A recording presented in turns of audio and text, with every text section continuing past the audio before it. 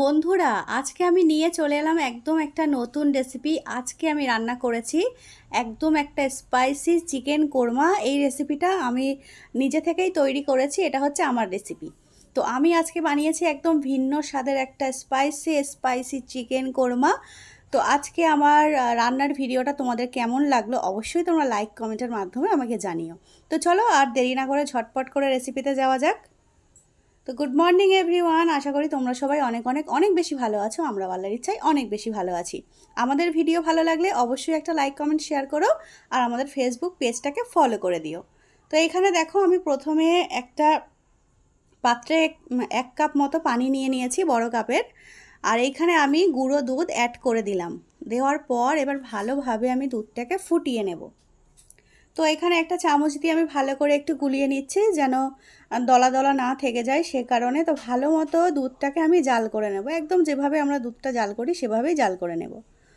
তো তারপরে দেখো এদিকে আমি নিয়েছি টমেটো আর পেঁয়াজ। তো টমেটো আর পেঁয়াজটাকে আমি একটা পেস্ট বানিয়ে নেব, একদম ঝটপট করে একটা পেস্ট বানিয়ে নেব। তো কি কি লাগছে তো তোমরা দেখেই নিলে, দুধ লাগবে আর এইখানে একটা পেস্ট আমি রেডি করে নিয়েছি।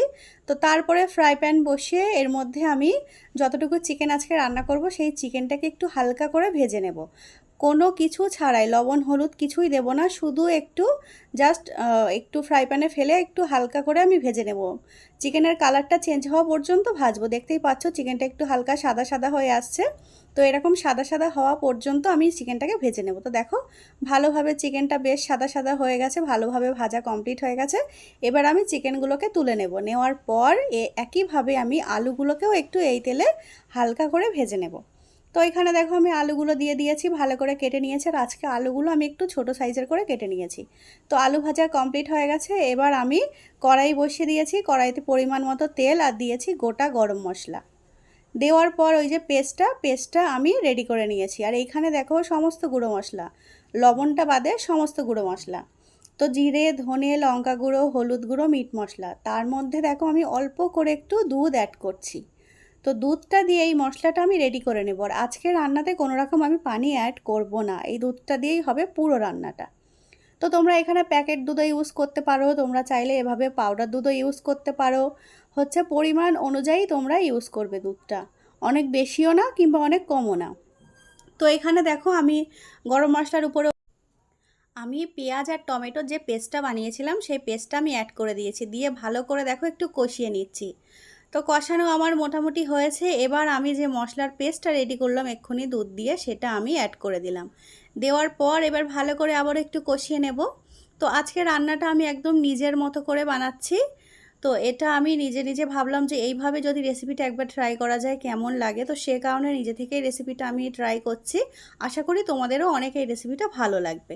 তো দেখো এখানে সুন্দর একটা কালার চলে এসেছে আর মশলাটাও বেশ সুন্দর একটা তেল ছাড়ছে।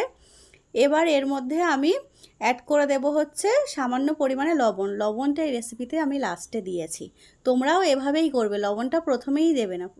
মশলাটা পুরো রেডি হয়ে যাবে তারপরে তোমরা এর কড়াইয়ের মধ্যে লবণটা অ্যাড করে দেবে। এবার দেখতেই পাচ্ছ তোমরা মশলাটা বেশ সুন্দর ভাজা ভাজা হয়ে গেছে। আর এখানে দুধ দিয়ে যেহেতু পেস্টটা বানানো, খুব সুন্দর একটা মানে গন্ধ ছাড়ছে। তো এখানে দেখো আমি চিকেনগুলো অ্যাড করে দিলাম। চিকেনগুলো দেওয়ার পর এবার ভালো মতো একটু কষিয়ে নেব, এই মশলার সঙ্গে ভালোভাবে চিকেনটাকে কষিয়ে নেব যেন প্রতিটা চিকেনের গায়ে মশলাটা ভালোভাবে লেগে যায় আর লবণটাও বেশ ভালোভাবে যায়। সে কারণে দেখো আমি অনেক ভালো মতো চিকেনটাকে কষিয়ে নিচ্ছি। তো এইভাবে কষিয়ে কষিয়ে রান্নাটা করলে বেশ ভালো হবে। আর এখন গ্যাসের ফ্লেমটা একদম মিডিয়াম করা আছে, তো এখন আমি হাই করব না।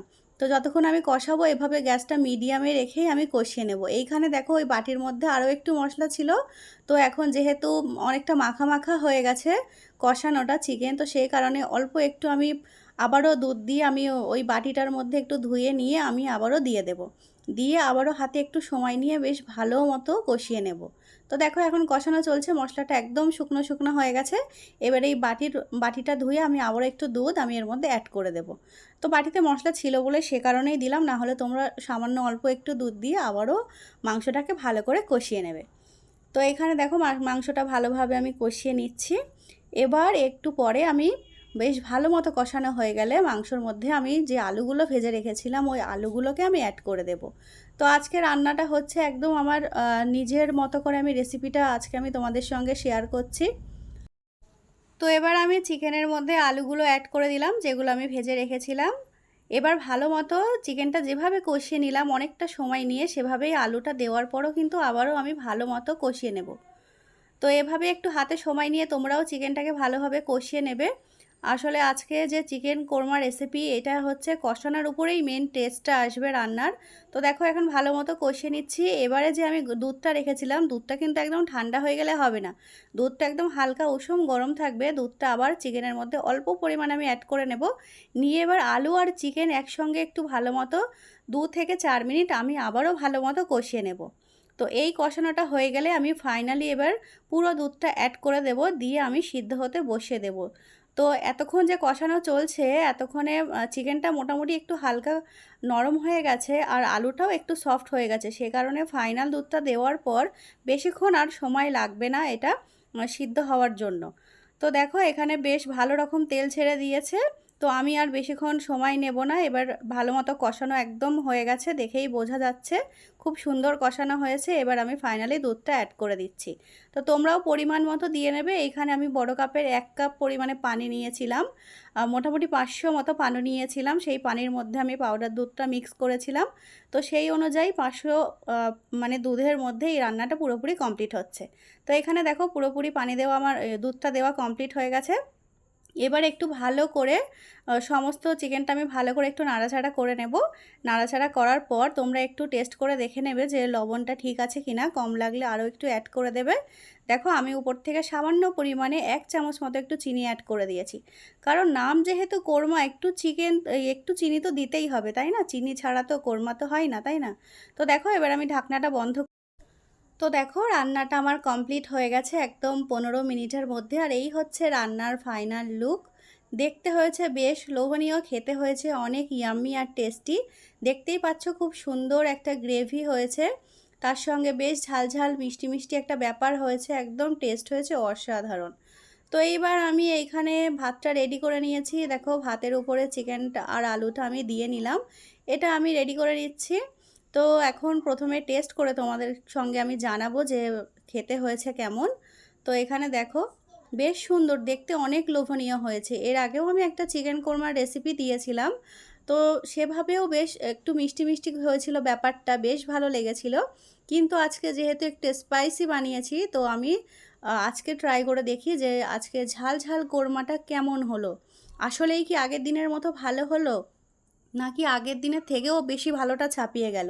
তো দেখো এখানে ভাতটা পুরো রেডি করে নিয়েছি। এই হচ্ছে আজকে দুপুরের লাঞ্চ। তো চলো আর দেরি না করে ঝটপট করে খেয়ে তোমাদের সঙ্গে একটু শেয়ার করি যে কেমন হয়েছে। তো তোমরা তো রান্নাটা দেখে বুঝতেই পারলে যে আসলেই টেস্টটা কেমন এসেছিল। তো প্রথমেই আমি দেখো এখানে একটু আলু দিয়ে সুন্দর করে ভাতটাকে মেখে নিচ্ছি। নেওয়ার পর এবার একটু চিকেন দিয়ে টেস্ট করব। বাবা এতক্ষণ যে কষ্ট করে রান্নাটা করলাম, এই হচ্ছে সেই মানে কষ্টের ফল। সেই কষ্টের ফলটা আমি এখন ফিল করছি। তো মুখের মধ্যে একদম চালান করে দিলাম।